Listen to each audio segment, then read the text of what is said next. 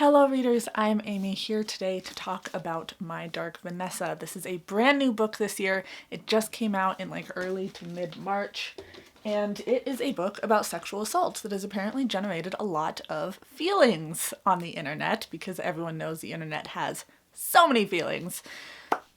This book is about Vanessa and her teacher. She had a relationship. This is a fiction book. She had a relationship with her teacher that started in 2000, and it kind of looks at that relationship through her years in high school as well as into adulthood, and it fasts forward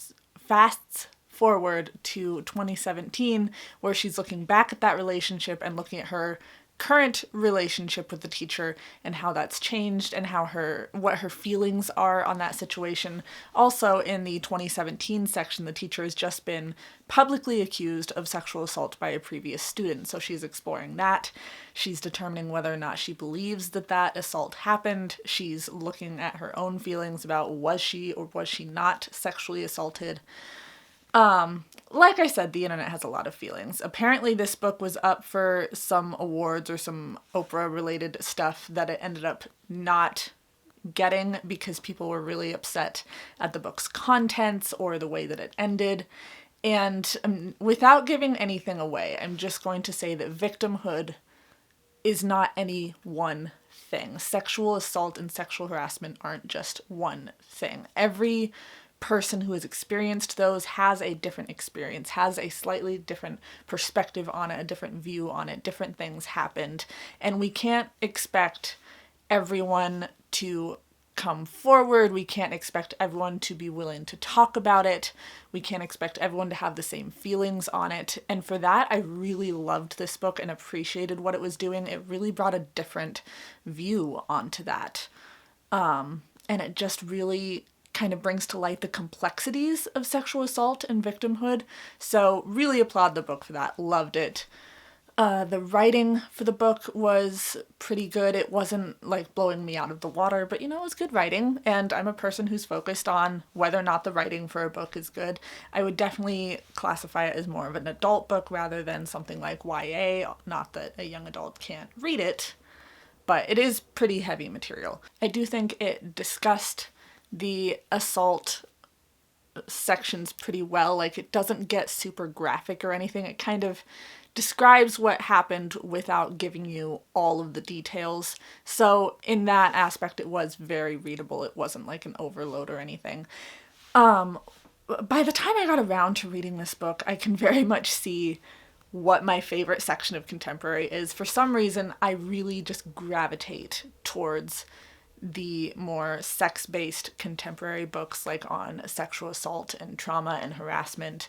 Those are just the books that I really seem to get a lot out of, that I really seem to appreciate, that I enjoy reading and finding out more on.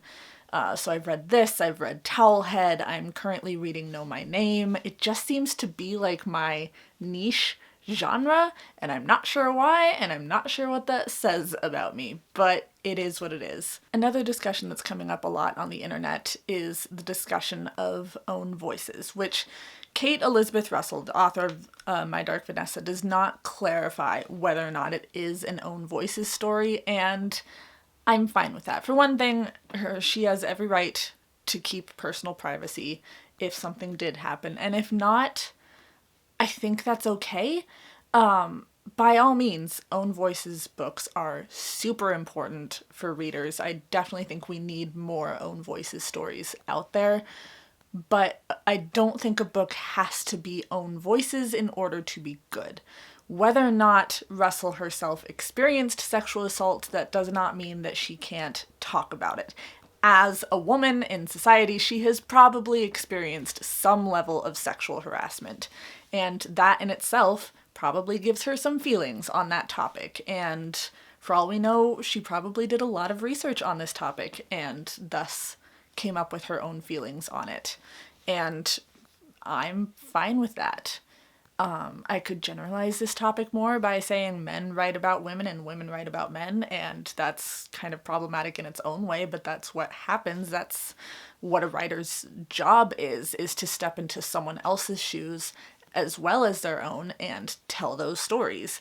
I do think that there are some stories that some people should not tell.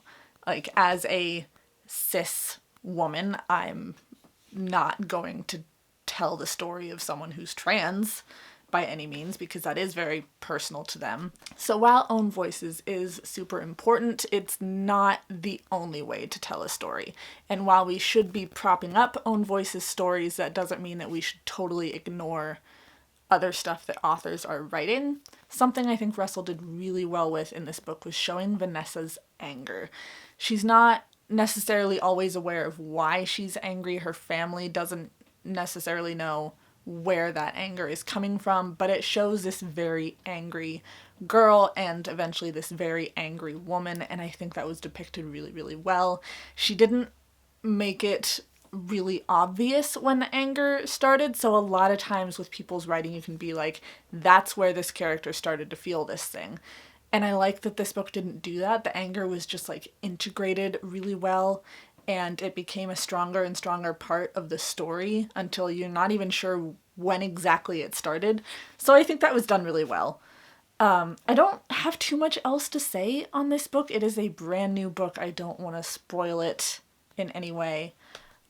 It was just really good. If you are at all interested in sexual harassment and assault stories, I think that this is a great contemporary book to pick up. Definitely join in the discussion and see what you think and talk with others who might have different opinions on it. And I think it's a great conversation starter. So that is it from me for this very, very short review. So please like, subscribe, be my friend on social media. I post every Wednesday, Sunday, and I will see all of you in my next video. Bye, friends.